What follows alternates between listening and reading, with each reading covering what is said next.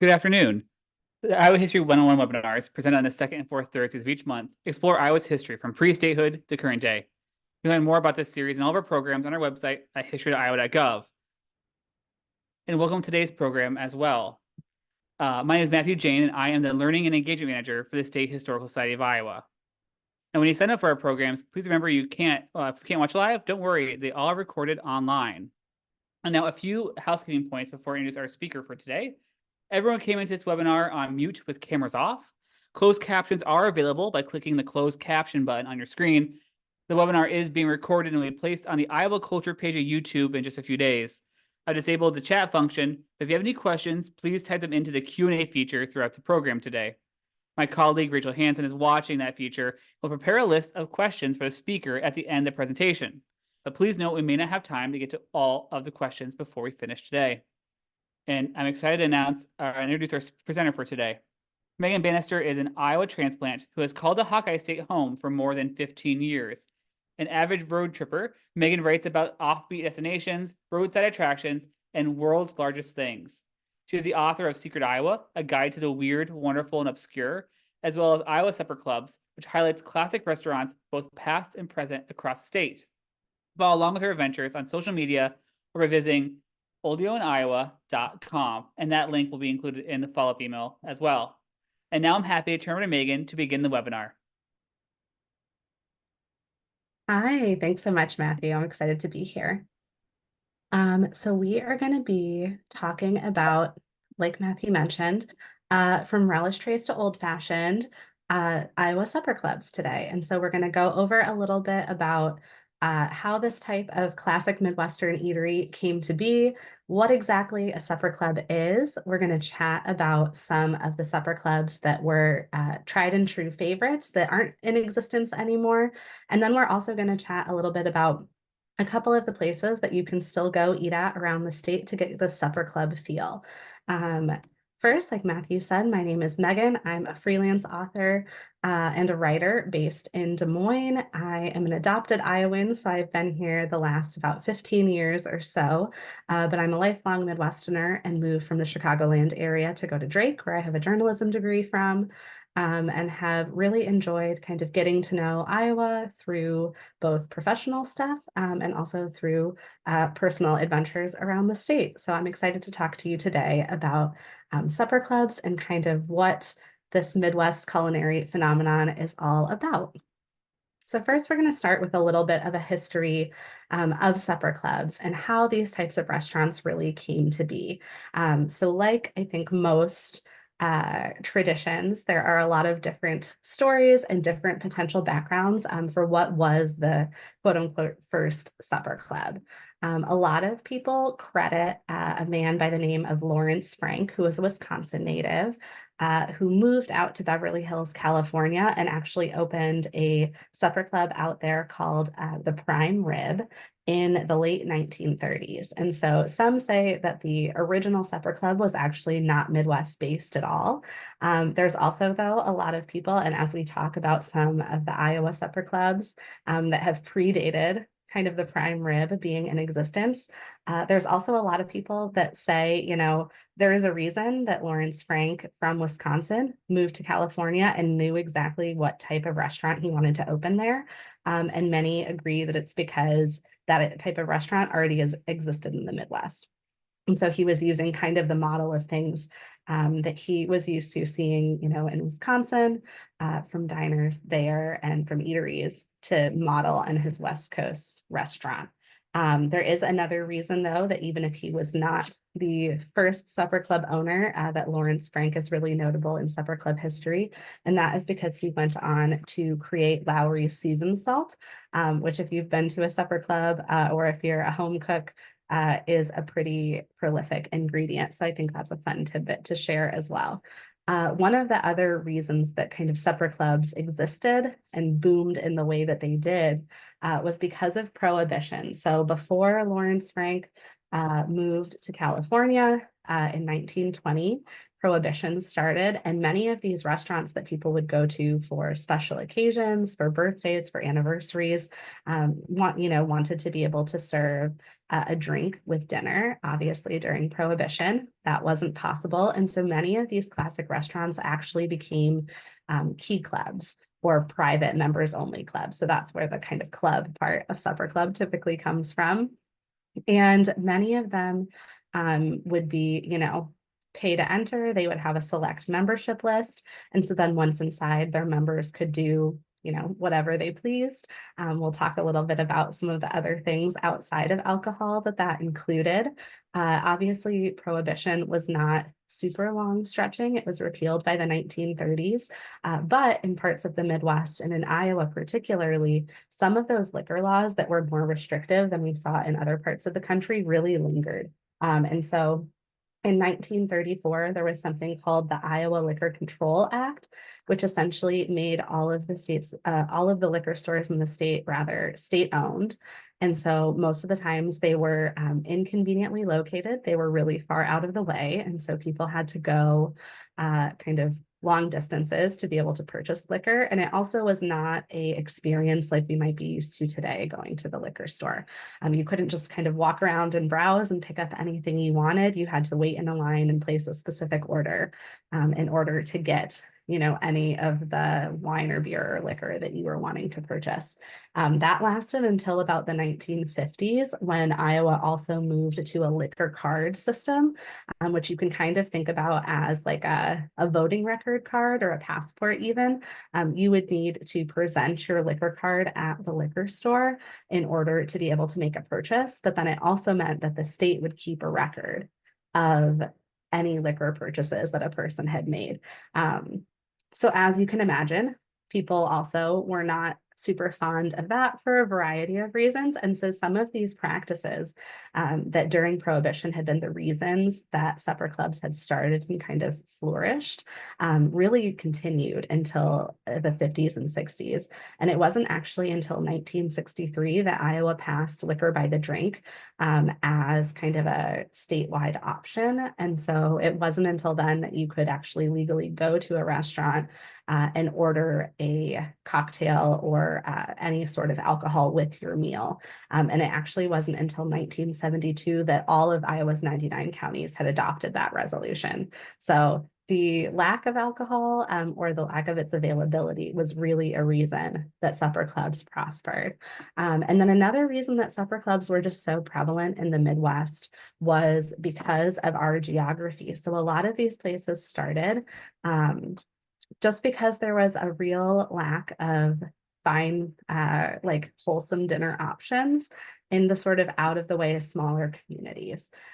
In parts of the upper Midwest, like Minnesota and Wisconsin, you'll see a lot more supper clubs along lakes and bodies of water and things like that. Oftentimes, if you pull up to a Wisconsin supper club, the parking lot might be fairly empty, but if you go behind the building on the lakeside, the docks are full of boats of people who have come by water to eat dinner there. In Iowa, we have some cases where that's the case. There's been some kind of iconic supper clubs in the Okoboji area.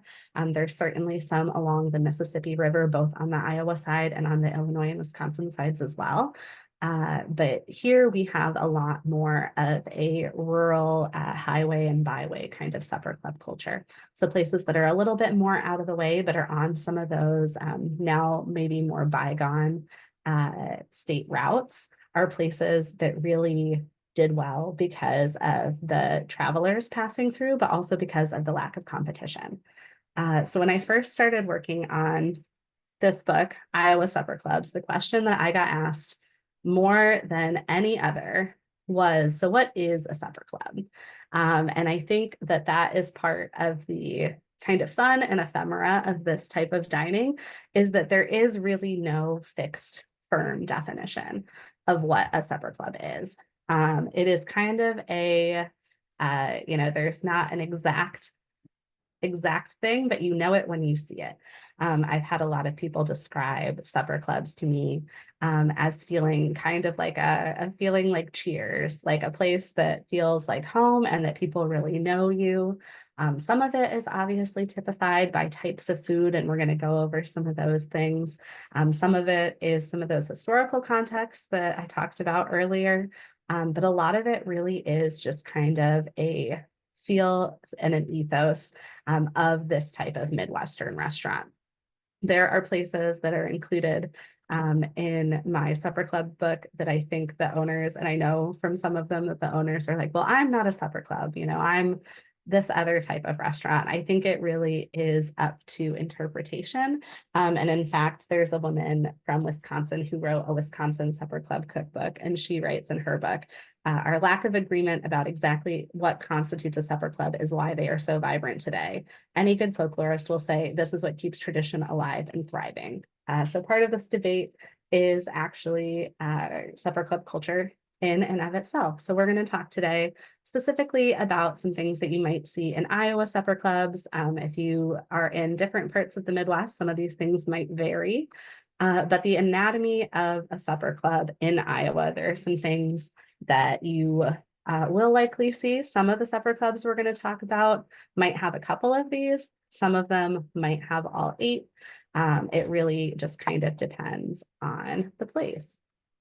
So the first one is a relish tray, which you might remember from, I know, family dinners or like holiday dinners. We always had relish trays as kind of a pre-meal snack. But at supper clubs, these are typically served between your salad course and your entrees and can include anything from crudité. So we're thinking, fresh or pickled vegetables, carrots, celery, maybe even some radishes, some type of cheese, whether that's cubed cheese or a cheese spread. There's some supper clubs across the state still that have cheese spread recipes that are quite literally being willed to people because they are such a tightly guarded family secret. There will also be some that have pickled meats and pickled fish spreads and that sort of thing, especially in the upper Midwest. You might see a lot more like pickled herring and that type of thing. There's a couple in Iowa that do still have like a liverwurst spread on their relish tray. And then depending on the place, there are a couple that have kind of signature offerings on their relish trays too. We're going to talk about the Sedrell Supper Club, which was in Cedar Rapids and unfortunately closed within the last couple years. But they pretty famously had onion rings and fried chicken liver on their relish tray. So a really kind of a classic staple, but that could be up to interpretation by the different restaurant.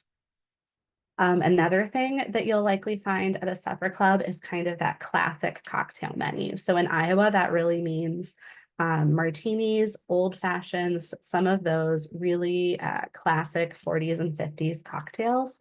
In Wisconsin, obviously, you'll find like a brandy old fashioned or some of those sweeter riffs on some classic favorites.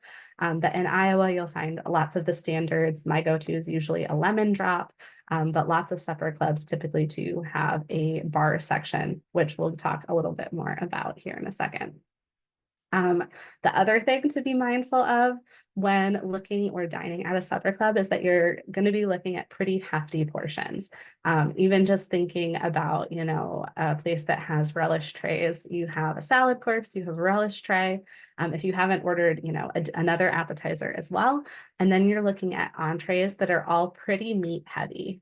So supper club fare typically will be things like steak, prime rib, specifically on the weekends. A lot of places will serve prime rib on Fridays and Saturdays as sort of a tradition. There are some places that kind of skew fish fries on Fridays, specifically during different times of the year.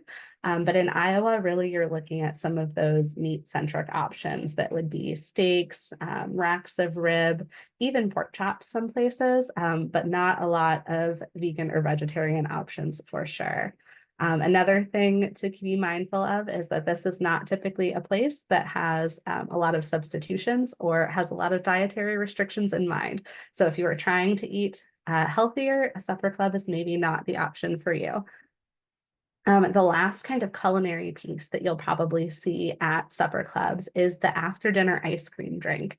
And so these are some of those kind of old-fashioned ice cream drinks. Think like a grasshopper or a pink squirrel that were invented actually around the same time as supper club culture was really booming, kind of like the origin of supper clubs themselves. The origin of some of these ice cream drinks is a little bit debated. There are some people that attribute them to the Wisconsin area as well.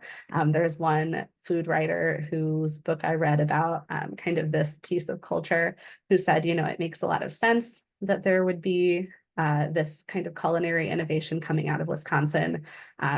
They really like to drink. There's a lot of dairy industry in Wisconsin, and Wisconsin also is where the blender was invented. So putting all of those things together, it only makes sense that this is a culinary innovation that has come to supper clubs. Grasshoppers and brandy Alexanders are going to be some of the more common ones that you might see in this kind of a setting. But there's also been some ice cream drinks that have been kind of specifically created for individual restaurants. And so one of them that you've probably heard of is the Pink Squirrel. That one came specifically from a bar and supper club in Milwaukee, Wisconsin. There are even some around Iowa that have their own kind of individually made drinks as well. Sorry. The Redwood Steakhouse in Anita is one that has a drink called, oh gosh, what is it? Excuse me. The Nutty Iowan, that is like a peanut butter take on a pink squirrel. So not pink, but a little more nut based. That is also a really fun option if you are still hungry after all of that food. So we talked a little bit about kind of remote location. A lot of supper clubs really end up being based on those rural highways and byways. Typically, they would have, you know, some sort of traffic that either is people coming from one metropolitan area or one community to another, people traveling, you know, across the state or across a variety of, excuse me, across a variety of states. But really kind of those remote off the beaten path locations are places that you're likely to find a supper club. And then city history is a thing that we're going to get into talking a little bit more about. But along with Prohibition and some of the bootlegging that happened as a result of Prohibition and as a result of this type of restaurant really flourishing, there was also a rise in some of these places in some illegal gambling, and we'll talk about what that looked like. And then we'll also talk about some of the mob connections that some of these supper clubs around the state historically have had as well. So those are kind of some things if you have, you know, your little checklist ready and you're trying to decide if a place that you're going to consider dining at fits into the supper club category or not. Those are some things that you can look for in determining sort of what makes up a supper club. The second question I was typically asked when I would talk about this book project to someone when I was working on it was, well, are they still, you know, are they still private? Are they still members only? Can you still go visit a supper club? And the answer is yes. They are all open to the public now. While many of them started as kind of those members only clubs, today they, you know, operate as typical restaurants would. One of the other changes in kind of supper club culture, as just dining out culture has changed in general, is that you don't need to worry kind of about necessarily dressing up to dine at some of these supper clubs. In the past, a lot of them were very formal affairs. They would be places that people had weddings, anniversaries, really only went on very special occasions. That is definitely still true, but has also become a little bit more of a casual dining experience. So you don't need to worry about having a shirt and tie or a fancy dress or anything to go have dinner at a supper club. The thing to keep in mind, if you have not been to one, particularly if it is one of the more popular supper clubs, is that you're going to want to get there early. Many of them do not take reservations. They might for, parties of 10 and 12, but typically supper clubs don't take reservations. And so the best thing to do is to get there early, get in line, put your name on a list, and really embrace the wait. So, like I mentioned, a lot of them have kind of a waiting area or a bar attached to the restaurant itself. And so, when you arrive, you can put your name in, belly up to the bar, grab a drink, and just kind of soak in the ambiance of the supper club. Some of them will also let you order, off of appetizer menus while you're sitting at the bar. So, that's a great option too. If you have come hungry and ready to eat this, big volume of food, you can have a little bit more time to kind of stretch that out while you wait for your table. Supper clubs are also excellent places to make new friends, to chat with folks next to you. Everybody is kind of in this waiting experience together. And so there is a sort of camaraderie that I think that we don't see a lot of times in modern dining because we either have a reservation or we don't have to wait in the way that kind of once was. And then my last tip for visiting a supper club is to consider bringing cash for your meal. Like a lot of small and family-owned businesses, supper clubs are dealing with kind of the rising costs of all of the things like the rest of us are. And many of them actually offer a cash discount. And so this is a good option if you want, a little bit off your meal and you don't mind paying cash to save them on some of those credit card fees. I don't think there are any, I'm trying to think that we're going to talk about today that are explicitly cash only. Many of them do take a card. It just is a little bit of a cheaper option if you decide to bring cash. Okay, so now we're going to talk about some of Iowa's lost supper clubs. So when I embarked on this book project, it's structured so that the front is kind of a, what are supper clubs? What does this type of dining look like? And then there is a section that highlights some of the supper clubs that no longer exist. And so that was a really fun bit of Iowa history to get to dive into and really think about, what did these restaurants look like? What are some of the memories that people have of them? And I obviously didn't have room to fit all of them, but tracking down some of those memories and photos and things like that was just a really cool way to get to memorialize some of these restaurants that really have been mostly an oral history or memories that people have passed down within their families. So there is a section that kind of highlights some of those in a little bit smaller capacity, but we're going to talk about just two of them today. One that closed more recently, and then one that you can still go visit a piece of in Eastern Iowa. All right. So the first one we're going to talk about is the Sedrell Supper Club in Cedar Rapids. So this one actually is in the section of the book that is supper clubs that have remained open. Unfortunately, this one has since closed. So the book came out in August of 2020, which I always like to say was not a great time for atmospheric dining, if anyone remembers.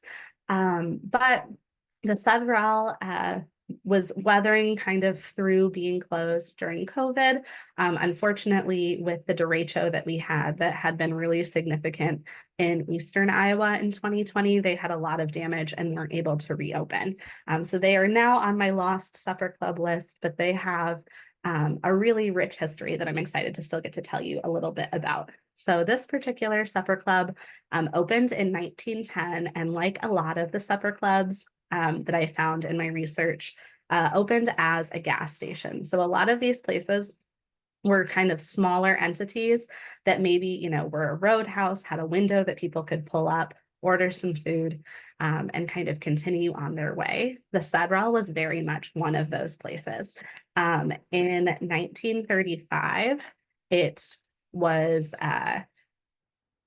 become a little bit bigger of a restaurant. It was purchased by some new owners and they did some expanding and they also renamed it. So their last name was Sedrell, Sedrel. And so they decided to go with a play on their last name in order to rename the supper club.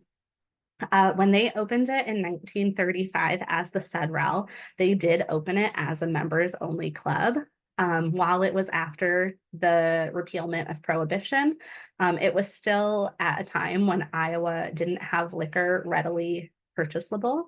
And so they decided that they were going to go the option of having a members only key club. And so what that would look like is you would pay to become a member. You would get, a ceremonial or just a key in name. And then you would have the ability to dine at the restaurant, but you also could purchase a bottle of liquor, because by this time you could go to one of those state-owned liquor stores, purchase a bottle of liquor, and then essentially your membership fee would pay to have that bottle have a spot on the shelf at the said rels. So when you came to eat dinner there, you could have a drink from your own bottle of liquor, because technically they were not serving you. They were not, selling alcohol. It was your own bottle that you were just paying essentially rent for them to store for you. So the restaurant operated that way for many years. They served everything from steaks and seafood to appetizers, including a pinto bean dish that they were really, really well known for. At that time, in addition to kind of the ability to drink there without concern, they had illegal gambling as well. So they had slot machines. The Sadrell is one of the places that if you drive by, you can tell that there previously were windows, and they have since been either blacked out or boarded in, so that you get kind of the aesthetic of windows, but no actual ability to see inside. They also had a door that was still there as the original, but essentially had a porthole that would have a cover that they could slide back or forth to see, who was outside to be let in, but without having anyone from the outside be able to see what the patrons inside were doing. There are a number of stories about them having different raids and things like that. There was one story I even found about a time when someone had called ahead to say that this sheriff was coming and planning a raid of the Sudrell. And so it was pretty common practice for them to take the slot machines out back, toss them in the bed of someone's pickup truck, and then drive them a little bit of ways and dump them in a cornfield, so that, they were not near the building if anyone came sniffing around. This had been done a couple of times, and they would go and pick them up later and reinstall them. However, this specific time, whoever dumped them couldn't remember where they had left the slot machines, and they never found them in the cornfield. So I just keep waiting for someday for someone who's clearing their fields to find all of these historic slot machines and for it to show up in the paper somewhere. But that one stayed private until the late 1950s. It wasn't until 1958 that the Sedrell got new owners again and was open to the public.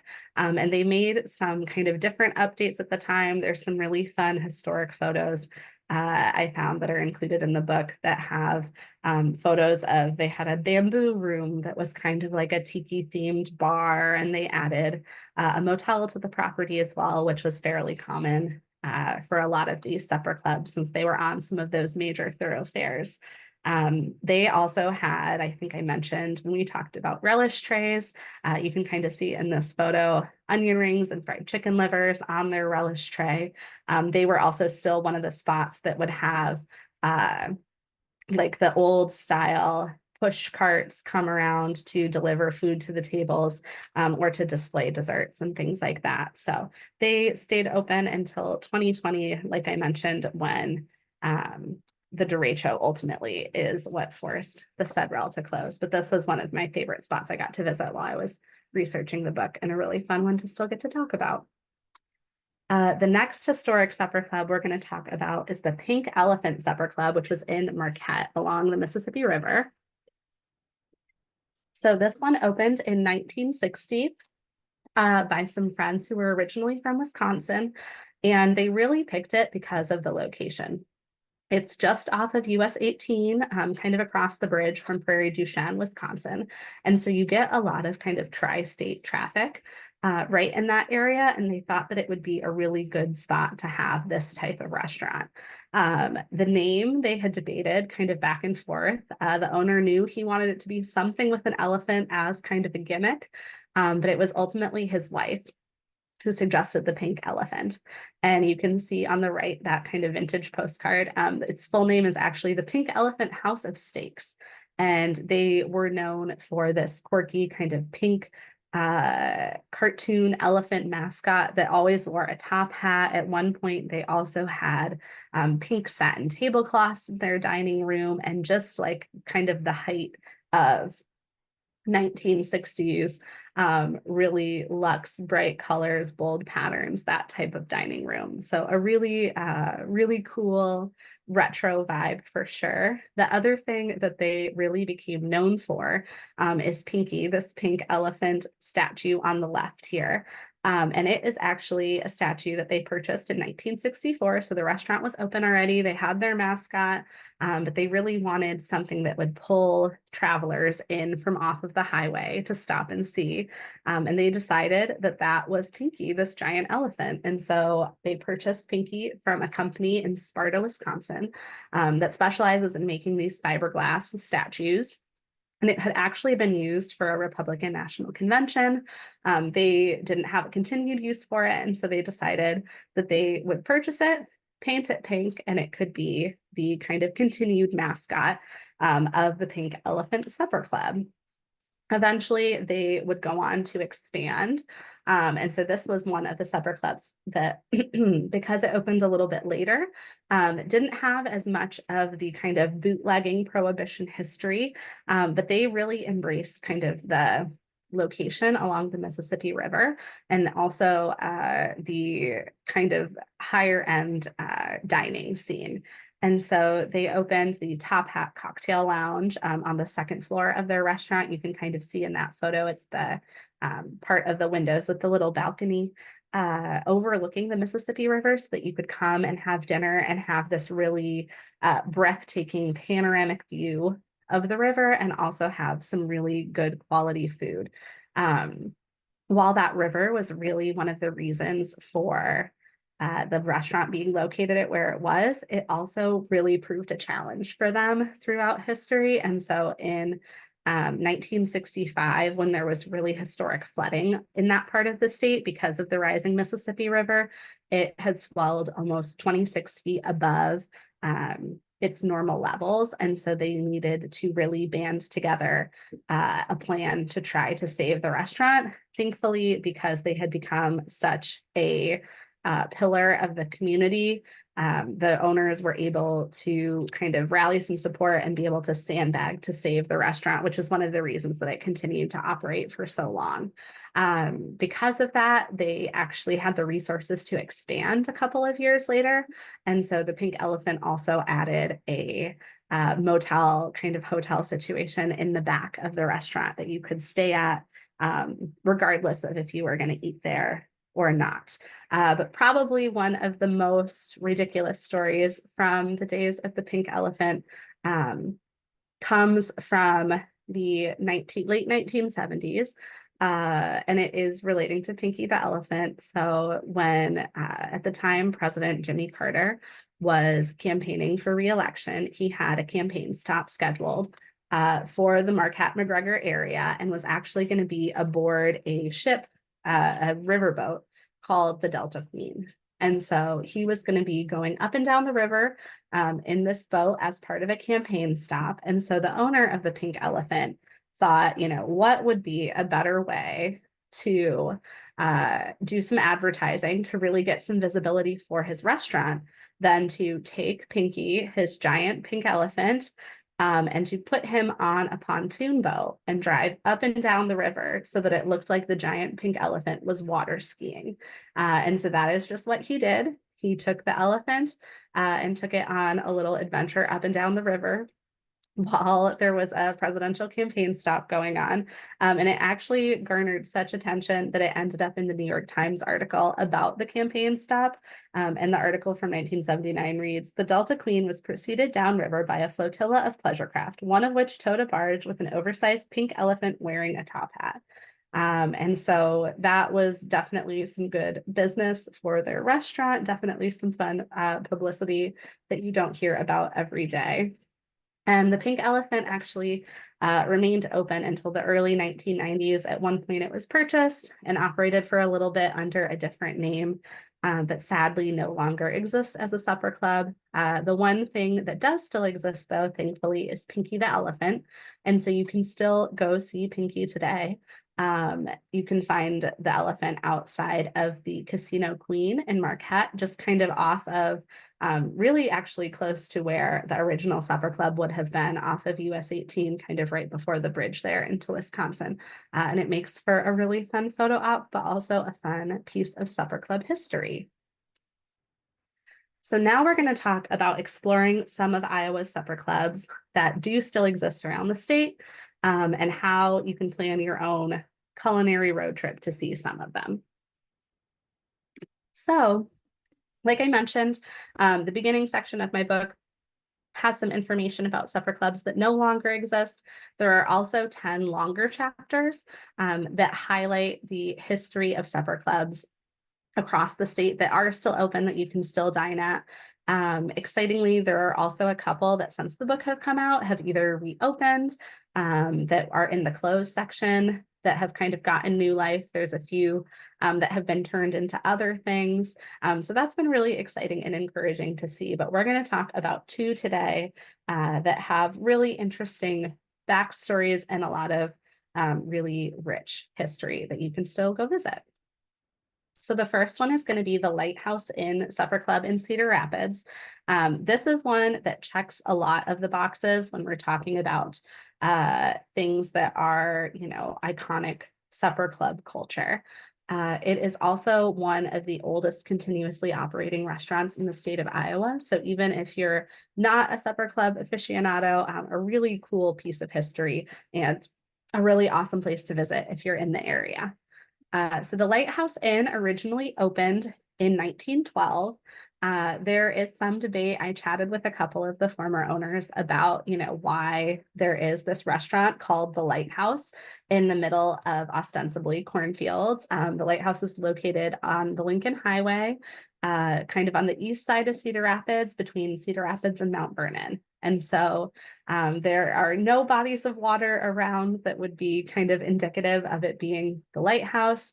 And no one is really sure how it ended up with this name. There are some instances really early on, like you can see in this historic photo here, where the name is broken out into two words as the lighthouse. There are also a lot of instances where it has been combined early on. And so as far as they can tell, it started as two words, eventually got smushed up into one.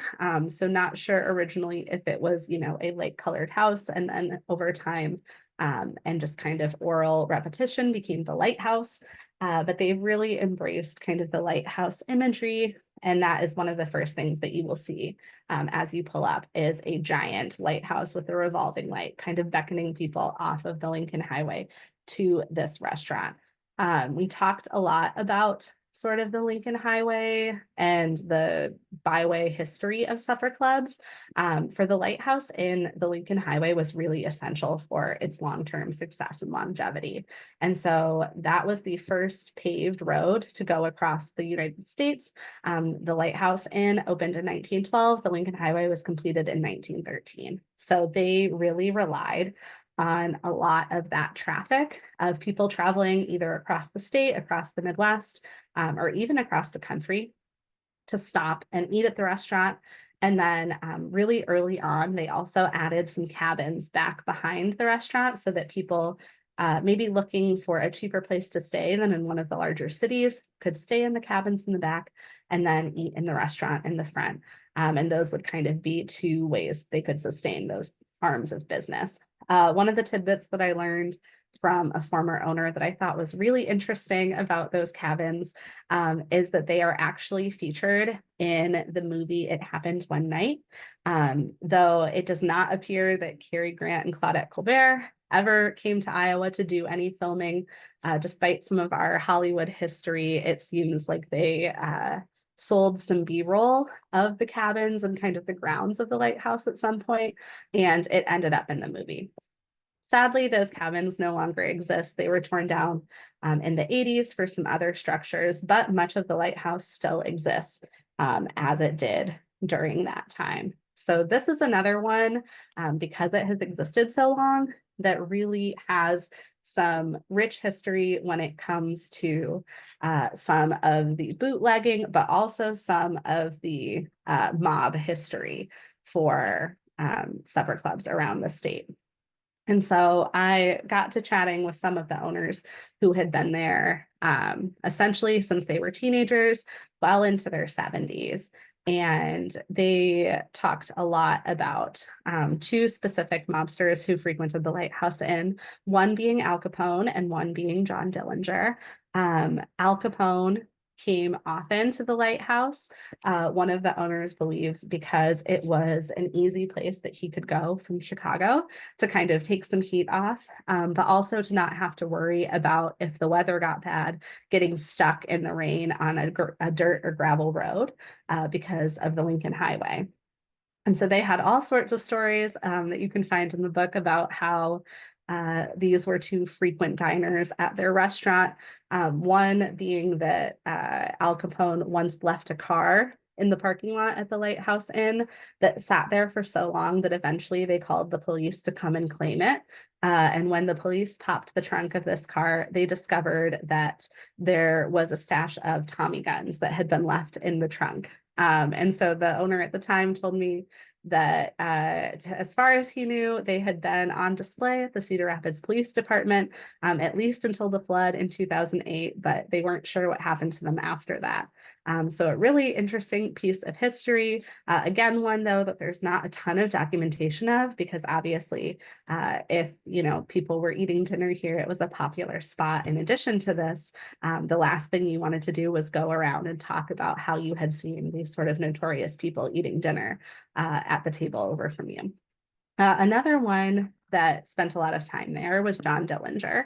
And that was actually because of family connections. And so his sister was living at the time in Cedar Rapids. And actually the owners believe that there are still some of his family members in town, but he would come and dine often while he was visiting family. And even once had his gun go off in the booth while he was eating dinner. And so there had been a bullet hole in like the ceiling above this booth for years and years. And they have since filled it in some remodeling that they needed to do, but you can still go and eat dinner in that kind of iconic piece of mob history at the Lighthouse Inn there. In addition to some really interesting history, they have had some really good long-standing food that has gained them a lot of very loyal regulars, where some of the places that we have talked about are really small. The Lighthouse Inn has a 200-person dining room, so they can accommodate quite a few folks. That does not mean that there is still not a wait, though. They have this fun, you can see neon sign that they will flip on when they can seat people and flip off if there is currently a wait. And so that is another good way that they have kind of catered to travelers who might be passing through that has, been a kind of bygone era, but that has really been preserved in a cool way. They have a lot of the classics of supper clubs here. No ice cream drinks or relish trays, but you will find prime rib on Fridays and Saturdays. And then a lot of those kind of classic shrimp cocktail, really big dinner rolls the size of your face, a really awesome twice baked potato that's definitely worth it. And then they are also one of the remaining supper clubs that still does live music and dancing. And so they have a dining room area, but also more of a bar lounge area for people who are waiting. And on the weekends, they'll have live music and dancing still, which is a really big part of a lot of kind of historic supper club cultures. All right, and the last one we're going to talk about is the Northwestern Steakhouse in Mason City. This is another restaurant that has been around for more than 100 years now. They opened in 1920 and had their 100th anniversary in 2020.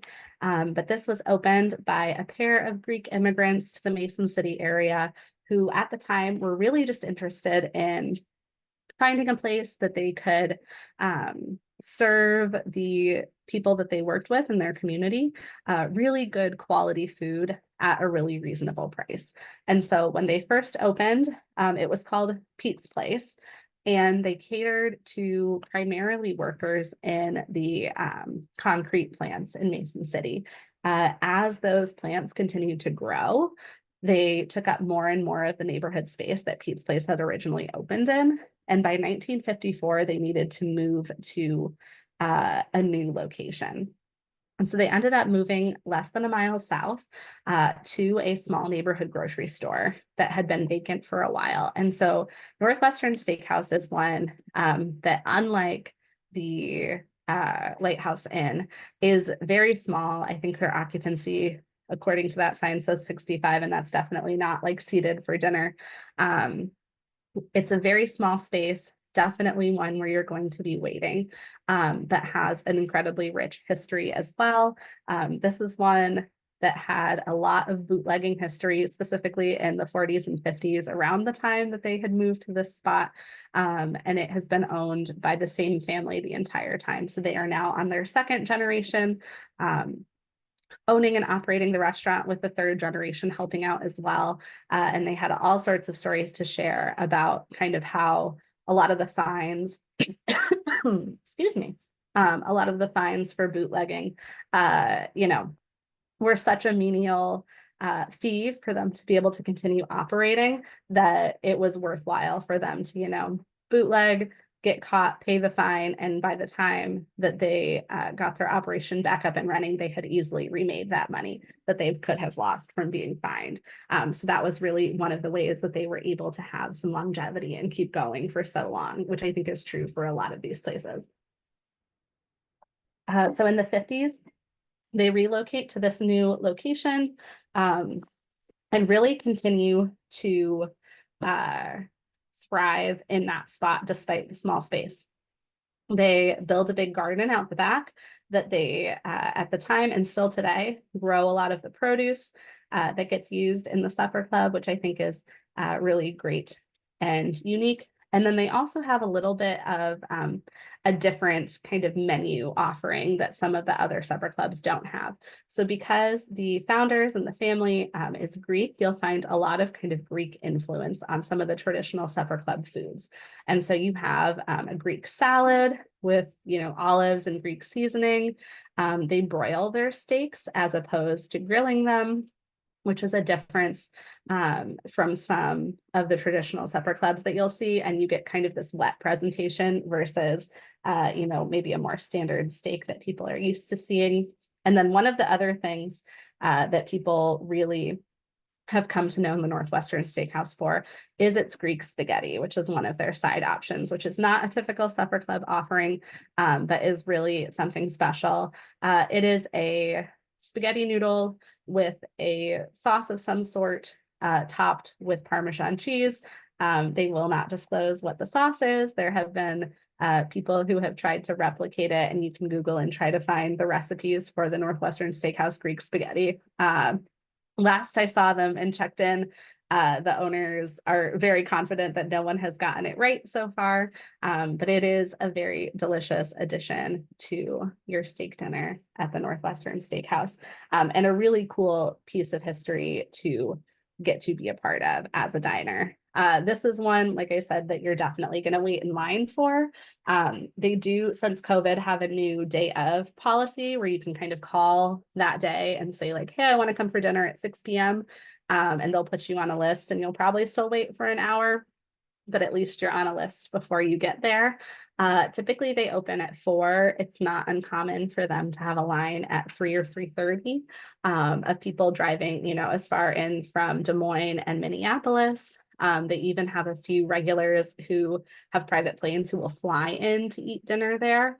And so then you arrive, get in this line, get your name added to a list, and upstairs of the dining room, they have a lounge area where you can order a drink, play cards, watch TV, have a snack or two while you wait for your table to be ready, which is just all part of the experience and definitely worthwhile. So 2 great spots that you can visit and eat at around the state on a culinary road trip.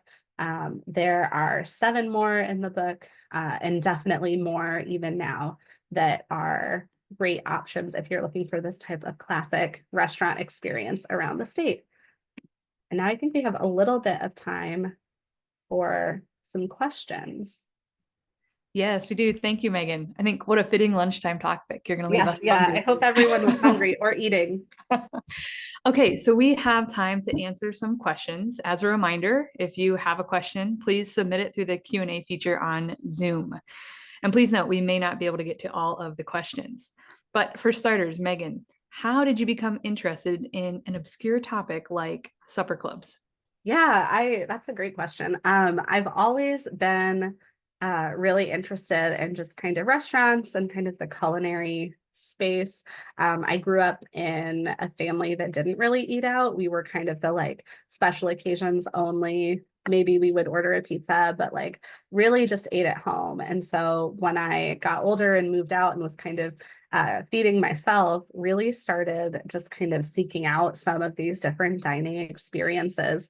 And it's one of those things that I think is just so interestingly kind of culturally Midwest to have this type of restaurant. And so had visited quite a few in, Illinois and Wisconsin, and then really got to thinking about if this was something that also existed in Iowa, and was really surprised to find that it did.